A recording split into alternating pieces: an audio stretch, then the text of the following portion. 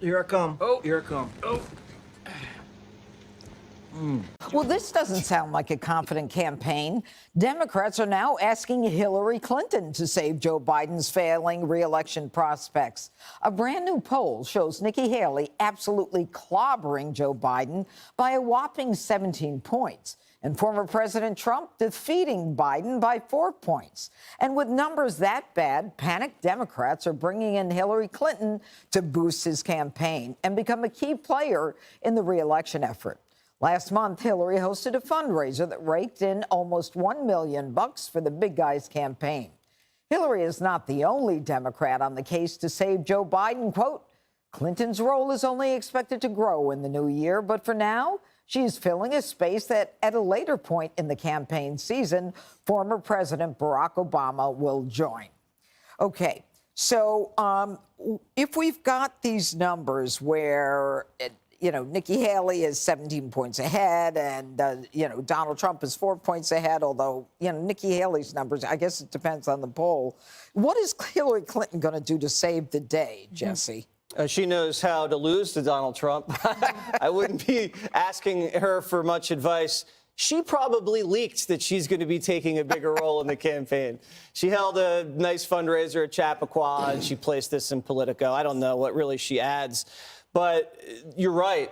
I think the Biden campaign is in deep, deep trouble. Not only losing by 4 to Trump, but by how many? 17 to Nikki. And if you look at those numbers, she goes up a little over to 51 more than Trump. But a lot of that deterioration are Democrats not voting for Joe Biden and voting for Nikki Haley. And if you have the Hunter situation, which is still percolating, you don't know how that's going to shake out. And the Oracle of Omaha dumping all his stocks in the first 3 quarters. Something could be not very good around the corner. Okay. All right. Well, Greg, think of the fact that, Nikki Haley may be at 17 or whatever, but she's never making it out of the pack.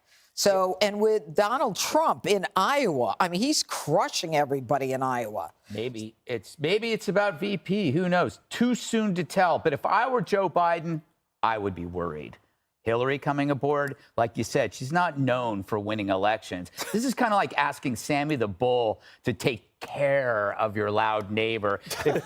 Message to Joe: if Hillary shows up at the White House with a MyPillow, it's not for napping. But I think we should all be a little worried and prepared for what's to come. Because even when the Dems aren't painted in a corner, they fight like they do. They can create a conflict to cause fear and anxiety and outrage in order to keep Republicans, scared of even, voting.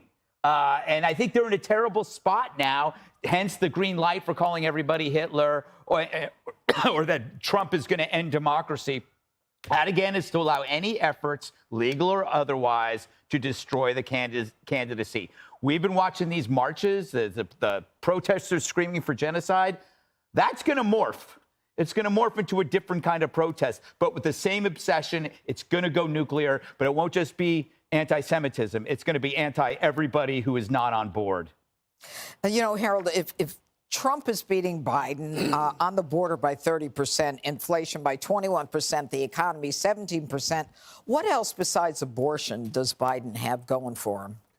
So having access to safe and legal abortions has been the issue that I think has confounded a lot of people as to how that issue alone, if you look at the data points 4 or 5 weeks ago, I think 3 or 4 weeks ago, the elections and the referendums, as well as a year ago with the midterms. It's unclear to me if that will sustain itself through next year, but certainly Democrats, and I believe the White House believes that. Now, I've said for a while, I don't believe that the campaign for Mr. Biden is fully built out. I don't think that they have hired the number of people they need to hire to really have a full campaign. And if they have a strategy, it's a tightly held secret. I think that one of the things they need to do is to begin campaigning in earnest, to talk about the things in addition to choice and access to safe and legal abortions that the president has done and what he plans to do going forward. One of the interesting things about all of this is that it appears from some of the polling that at least the most dominant candidate on the Republican side is not the front runner, although the front runner is 3 or 4 points ahead. But the most dominant candidate, Miss Haley, when they're head-to-head, she's the only one polling above 50.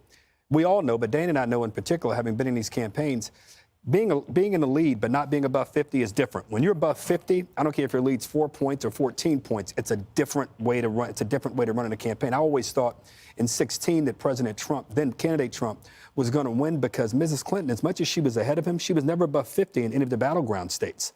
So here we are again today with both of these, the two front runners hovering somewhere in the high 40s, mid 40s.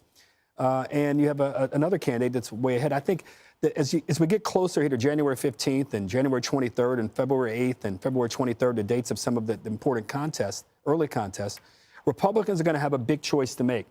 Do you take a risk with the person who is the front runner right now, who's way ahead in the polls, who's seemingly not at 50 and is above, but is running ahead of President Biden? Or do you take a risk on someone else who's way ahead of him? And then Democrats, if Nikki Haley continues to poll well, and I know you were looking at some of the polling data, if she looks as if she's going to win one of the early states, Democrats going to have a hard question. I don't know if it will be Mrs. Clinton, but they're going to have a hard question to answer. Do you stick with this president if he continues to be clobbered in the polls by Ms. Haley? I don't know the answers to these things, but I do hope they get a strategy and they start campaigning soon. Yeah, but along with what Harold's saying, in Iowa, Trump's at 50, Haley's at 11. Right. And then you've got what after that? North Carolina and a few others. South Carolina. Nevada. Right. No, but yeah, it goes Iowa, New Hampshire, South Carolina, Right. then Super Tuesday, but just like Super Mega Tuesday. There's all sorts of races that day. So a couple things. So on Nikki Haley might well not make it out of the primary. She might not even get to be the one that's going head-to-head against President Trump because Republican voters typically are not persuaded by electability. But in those polls, it shows that if you want to beat Biden, then you want to go against Nikki Haley. One of the reasons that the Biden campaign, perhaps mistakenly, has long wanted to run against Trump again is because they know that he would probably be beaten by somebody else. He also might be beaten by somebody who from his own camp. RFK Jr. with the third-party run, getting 20% in Michigan in the recent poll. In addition, on the question of democracy, of protecting democracy, Biden has only a 1-point lead over Trump in the Wall Street Journal poll. That's amazing. Okay, so people are concerned about the future of democracy for different reasons, but also a similar type of thing. The other point I would make about Hillary Clinton, if I could. So one of the problems for Biden is that younger people are unenthusiastic about him, and they're really against his defense of Israel. Do you think bringing Hillary Clinton on is going to help that situation? that's a good Absolutely point. not. But it might help him keep more Democrats in his camp, because if he goes too far to the progressives on the Israel-Hamas Gaza question, then he's going to alienate them. But where Hillary Clinton could be effective is on abortion. And that is the play that the Democrats are going to run in all 50 states, no matter what. And some of these states have really important referendum. So she could possibly be helpful there, but not on a big scale. Yeah, and it's a question of where they put it on a referendum and whether or not it is an issue. Just gonna stash it here. Don't smoke it by mistake. You want to smoke some, just save me some. Nah, no, I don't need to trip out on no acid. My booze don't need nobody. Whoop, whoop. Here I come. Oh, here I come. Oh. What's the trouble, Corporal? There's a truck tailing us, sir.